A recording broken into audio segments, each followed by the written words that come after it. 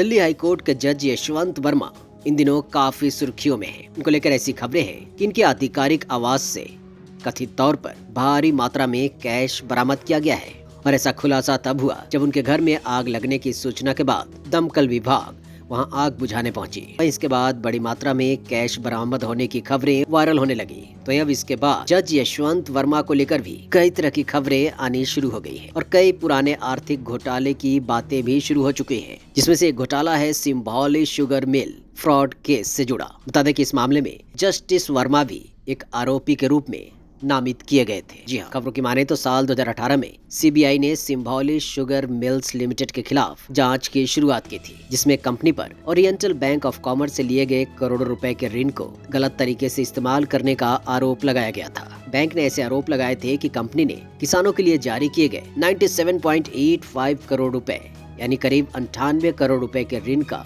दुरुपयोग किया और इन राशियों को किसी और कार्यों के लिए इस्तेमाल किया गया। वहीं मई 2015 तक इस घोटाले को संभावित धोखाधड़ी मानते हुए भारतीय रिजर्व बैंक को रिपोर्ट भी किया गया और फिर सीबीआई ने इस मामले में 12 लोगों के खिलाफ एफआईआर दर्ज कर दी थी और इसी में यशवंत वर्मा भी 10वें आरोपी के रूप में सूचीबद्ध थे। उस समय यशवंत वर्मा उस कंपनी के नॉन एग्जीक्यूटिव डायरेक्टर के रूप में कार्यरत थे, लेकिन वह धीरे धीरे इस घोटाले की जांच धीमी पड़ती गई और फिर इसको लेकर कोई बड़ा फैसला सामने नहीं आया। खबरों की माने तो फरवरी 2024 में एक अदालत ने सीबीआई को बंद पड़ी इस जांच को फिर से शुरू करने का आदेश दिया था, लेकिन इसके कुछ ही समय बाद सुप्रीम कोर्ट ने इस आदेश को पलट दिया था, जिससे सीबीआई की प्रारंभिक जांच को तत्काल प्रभाव से बंद कर दिया गया। वहीं इस फैसले के बाद सिंभौली शुगर मिल घोटाले से जुड़े वित्तीय अनियमितताओं की किसी भी जांच की संभावना भी खत्म हो गई।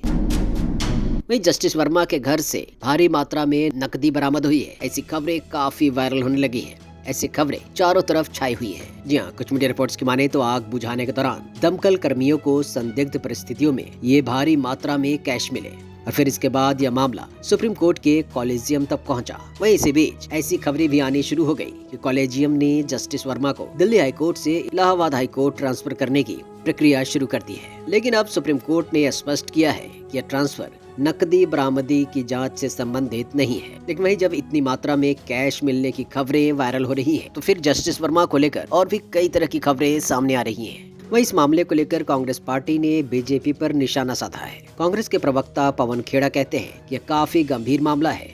जस्टिस वर्मा उन्नाव रेप जैसे संवेदनशील मामलों की सुनवाई भी कर रहे थे। जनता के न्यायपालिका में भरोसे को बनाए रखने के लिए ये पता लगाना जरूरी है कि यह पैसा किसका था और इसे जज को क्यों दिया गया। वहीं उन्होंने इससे पहले ये भी तंज कसा कि दमकल विभाग ईडी और सीबीआई से बेहतर काम कर रहा है। वहीं इस मामले को लेकर सुप्रीम कोर्ट ने कहा है कि दिल्ली हाईकोर्ट के मुख्य न्यायाधीश ने इस मामले की आंतरिक जांच शुरू कर दी है और इसकी रिपोर्ट भारत के मुख्य न्यायाधीश संजीव खन्ना को सौंपी जाएगी और फिर उसके आधार पर आगे की कार्रवाई की जाएगी। वहीं इस घटना के बाद जस्टिस वर्मा के 22 साल के करियर पर सवाल उठने शुरू हो गए हैं। साथ ही न्यायपालिका की निष्पक्षता, पारदर्शिता और भरोसे को लेकर भी चारों तरफ बहस छिड़ चुकी है।